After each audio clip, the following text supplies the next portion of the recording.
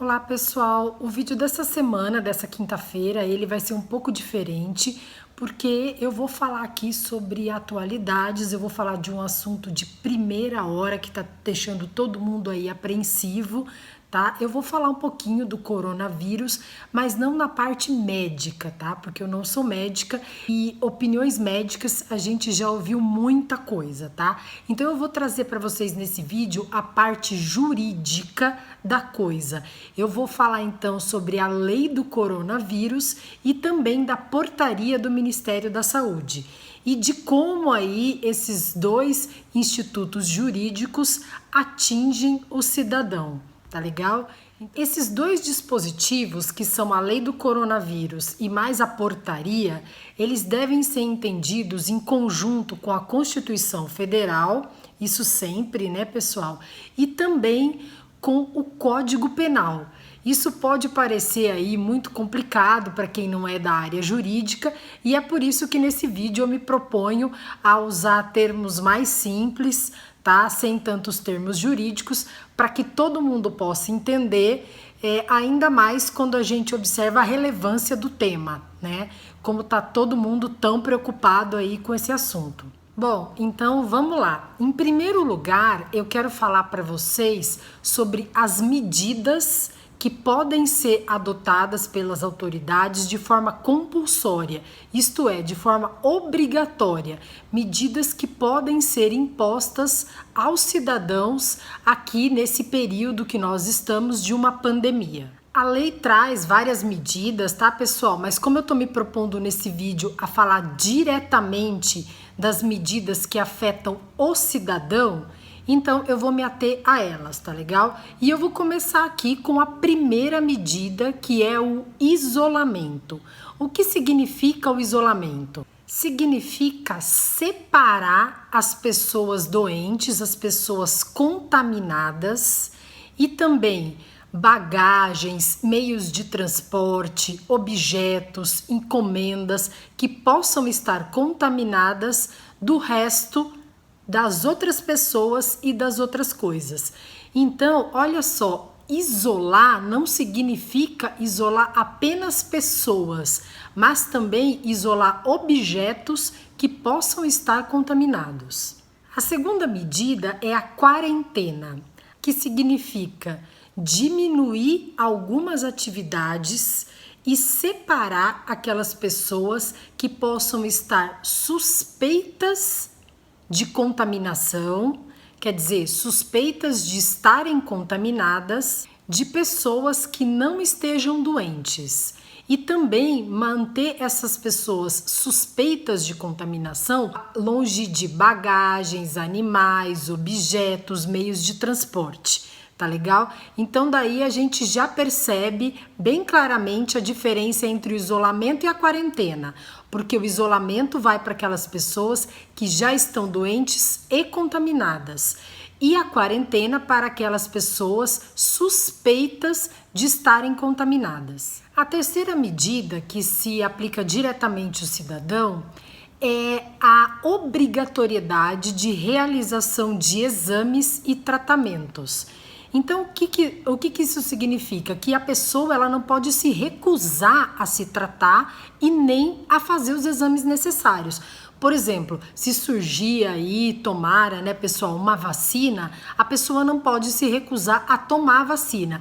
Ela pode ser compulsoriamente, isto é, obrigatoriamente forçada a se tratar, a tomar a vacina e a fazer os exames necessários. A quarta medida, pessoal, ela se aplica aos cadáveres, tá? Aquelas pessoas que estão falecendo aí, provavelmente em decorrência do vírus, do coronavírus, e traz a obrigatoriedade de exumação, cremação e também necrópsia desses cadáveres, tá? De acordo aí com a necessidade que as autoridades determinarem.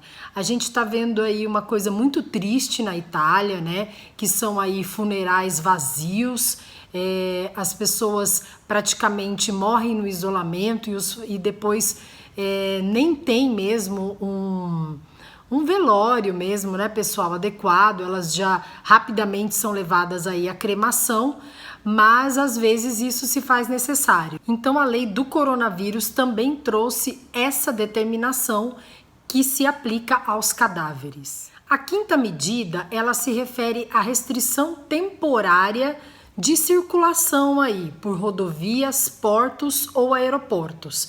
Então, essa circulação, essa livre circulação que a gente tem aí, liberdade de ir e vir, também pode ficar restrita. A sexta medida, ela traz a requisição de bens ou serviços de particulares.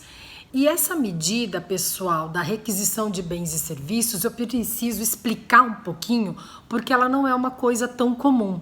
Ela é uma medida prevista em lei somente para casos de perigo público, tá? Para aqueles casos excepcionais mesmo, em que o Estado ele pode se utilizar de bens ou de serviços de particulares.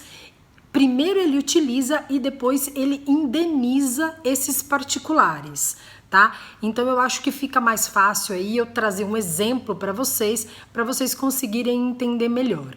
Então vamos supor que o Estado brasileiro precise comprar uma grande quantidade aí de medicamentos, chegue esses medicamentos aqui e a princípio não tenha onde se guardar isso. Então, o Estado pode requisitar, por exemplo, um galpão aí de um particular para deixar armazenar esses medicamentos nessa situação que a gente está vivendo agora de perigo público e depois, então, ele vai indenizar esse particular pela utilização do imóvel dele, tá? Bom, eu falei aqui para vocês uma série de coisas que podem ser impostas aos cidadãos, mas e os direitos dos cidadãos? Quais são os direitos dos cidadãos nesse período de pandemia? Tá? Então vamos lá. O cidadão, ele tem o direito de receber informações claras sobre o seu estado de saúde e também a família do doente tem o direito de receber todas as informações sobre o estado de saúde, sobre a evolução do tratamento das autoridades públicas, tá legal? Segundo direito, receber tratamento gratuito. Terceiro direito, as faltas ao trabalho que forem decorrentes dessas medidas previstas na lei, elas não serão consideradas faltas injustificadas. Então, por exemplo, a pessoa precisa aí ficar de quarentena. Os dias que ela não puder ir ao trabalho não serão considerados como faltas injustificadas, tá? São faltas justificadas. A lei fala também, pessoal, sobre a colaboração dos cidadãos. A lei fala em como o cidadão pode colaborar, pode ajudar para o combate aí da pandemia, tá? E aí ela traz aí como é que o cidadão precisa colaborar. Então, a lei determina que o cidadão comunique às autoridades sanitárias se ele teve o contato com pessoas contaminadas pelo coronavírus, tá? Outra forma de colaboração, a lei pede que as pessoas informem as autoridades sanitárias se elas estiveram em localidades que estejam abrangidas, que sejam foco de contaminação pelo coronavírus. Então, por exemplo, a pessoa está com algum sintoma, ela procura o hospital, mas ela acabou de chegar de uma viagem, por exemplo, aí da Europa ou da China, ela é obrigada a dar essa informação, tá legal? Como forma de colaboração para o combate da pandemia. Agora vamos falar um pouquinho das penas. No começo do vídeo eu comentei com vocês que a lei do coronavírus ela precisava ser interpretada em conjunto com o Código Penal e com a portaria do Ministro da Justiça e do Ministério da Saúde, tá? Então, vamos lá no Código Penal para você saber aí se você pode ser preso ou não, ou a que penalidade você está sujeito caso você descumpra alguma dessas medidas que estão previstas na lei, algumas dessas determinações, tá, pessoal? O Código Penal, ele prevê os crimes de desobediência, no artigo 330, e também o crime de infração de medida sanitária preventiva, no artigo 268. E o que pode acontecer se você incorrer nesses delitos? Você pode ser preso em flagrante, tá? O flagrante é quando você está cometendo delito, por exemplo, você pratica um crime de desobediência, tá? Em relação aí aos agentes que estão encarregados do combate direto a essa epidemia. Tá? Então você pode ser preso em flagrante, você vai ser conduzido até uma delegacia, vai ser lavrado um termo circunstanciado e se você assinar esse termo se comprometendo aí as medidas que foram impostas, você assim será liberado. E a autoridade policial pode te conduzir até a sua residência, tá? Para que você fique lá, ou pode te conduzir até um hospital para que você seja tratado.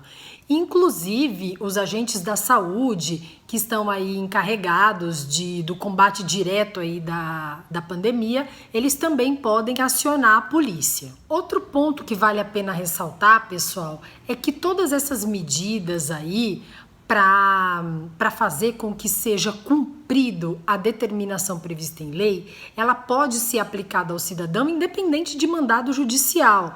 Tá legal, pessoal? Aí as autoridades que estão encarregadas aí do combate direto à epidemia podem tomar as providências necessárias sem a necessidade de ter que pedir uma ordem judicial para isso, tá? E o resto é torcer, né, pessoal? É torcer, é fazer a nossa parte para que logo logo a gente esteja livre aí de todo esse pesadelo, não é mesmo? Então, até mais, até o próximo vídeo.